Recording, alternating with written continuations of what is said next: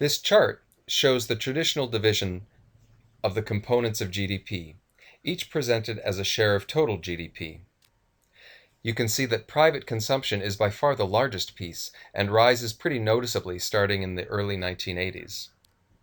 Private investment can fluctuate pretty sharply, but it tends to be in the mid to upper teens. Government expenditure was in the low 20% range and now tends to be in the high teens. Exports were much bigger than imports right after World War II, partly because our industrial capacity had been built up to fight the war, while European and Japanese capacity had been destroyed during that same war. Since the early 1980s, we've tended to run significant trade deficits, which means that we're spending more on imports than other countries are spending on our exports. Here's a different view that combines government consumption expenditure with private consumption and government investment expenditure with private investment. It also looks at net exports, which is simply export minus imports. You can see that line stays pretty consistently below zero starting in the early 1980s. That's our trade deficit. One of the standard uses of GDP is to measure an economy's performance. Economic growth is assumed to be a goal, and the behavior of GDP over time is our standard measure of economic growth. That's what this chart shows, and it looks pretty good. In fact, it represents annualized growth of 6.6% per year. But there are two adjustments we need to make. First, we have to account for inflation. We'll discuss that in more detail in the next chapter, but the basic idea is that some of that growth in GDP isn't from more economic activity, but from prices going up. Real GDP is a figure that strips out those price increases to show us the underlying increase in actual activity. The growth isn't quite as visually impressive, and at an annualized rate, it's only 3.2%. But that's actually not bad. The last necessary correction is to take into account population growth, because if your real GDP doubles, but your population also doubles, then in terms of the value produced per person, nothing's changed at all. US real GDP per capita grew at an annualized rate of just under 2% from 1960 to 2011. The data on gross domestic product and its components are just one piece of a much larger set of information, the National Income and Product Accounts, or NIPA. This covers not only output, but investment of different kinds, income, savings, consumption spending of different kinds, government expenditure of different types and at different levels of government, and many other data series. But for now, there are only two other elements of the NIPA that I want to get to, plus a related item that's not technically part of the NIPA. The two NIPA items are Gross National Product, or GNP, and Net National Product, or NNP. The other term is the potential gross domestic product. Until the 1960s, GNP was the more commonly used statistic rather than GDP. Gross domestic product tracks everything produced domestically, that is, within the country, regardless of who owns it. Gross national product tracks all value created that belongs to people in your economy. As an example, take Ford, an American company, and Toyota, a Japanese company. In addition to its American factories, Ford owns things abroad, such as Volvo and its factories in Sweden. And Toyota, in addition to its Japanese factories, owns things abroad, such as some factories in the US. If we look at a Ford factory in Michigan, any value created there is part of the US GDP because the factory is in the US, and it's also part of the US GNP because the owner is American. If you look at a Volvo plant in Sweden, the profits are part of America's GNP because they belong to Ford, an American entity, but they're not part of our GDP because they weren't produced here within the US.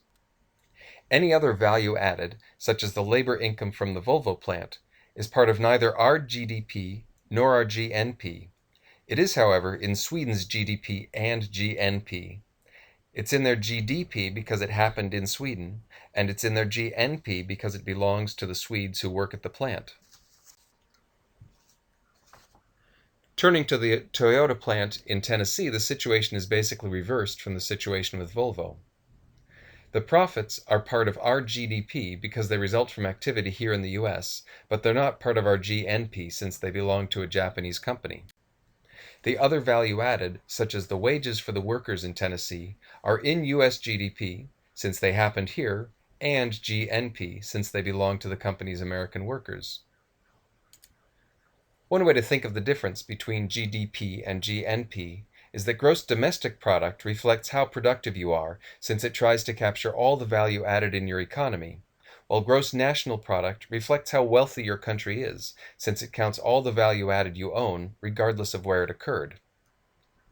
This distinction between productivity and wealth leads to another modification, which is to account for the reality that some of your capital is always wearing out or becoming obsolete. That means there's a certain amount of money you have to spend maintaining and updating your capital just to stay in place. When you account for that, you get net national product. To grasp the concept, it may help to start by thinking about a business. Say you own a factory that can produce stuff that sells for $1 million this year. You have labor and input costs of $800,000. So your profit is $200,000. As the owner of the factory, that's your income. But your factory needs maintenance and some updating. If you spend $50,000 on that, then next year you can again produce $1 million worth of goods with $800,000 in labor and input costs and again clear $200,000.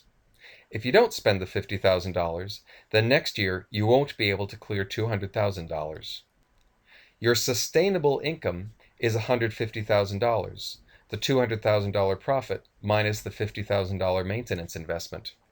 It doesn't matter whether you actually spend the $50,000 on upkeep or not. It's merely that $150,000 is the most you can consume this year without impairing your future income. We can see the same principle at work in an economy. Start with our GDP, then add in the income we get from other countries, profits that are owed to Americans but that arose from activities abroad, and subtract the income we pay to other countries, profits that are owed to foreigners but that arise from activities in the US. The result is our GNP. But the economy has capital that is constantly wearing out and becoming obsolete. This is the consumption of fixed capital. If you don't spend at least that much on maintenance and modernization, you fall behind. If you subtract the consumption of fixed capital from gross national product, you get net national product. This is a way of estimating the sustainable income for the country as a whole. In theory, if we invest enough to offset the consumption of fixed capital, then we can at least stay in place. Whatever's left, we can spend however we like without impairing the future. We could consume it all and stay as productive as we are, or we could invest some of it and presumably be more productive in the future.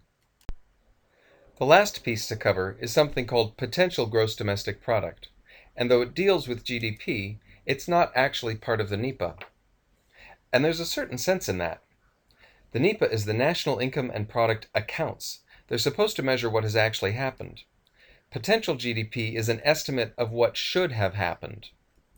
Part 4 of this course is about business cycles, where we look at how an economy goes through periods of relatively low unemployment and then periods of higher unemployment. In most treatments of macroeconomics, this represents the economy being out of equilibrium. In a recession, the economy is producing less than its equilibrium level.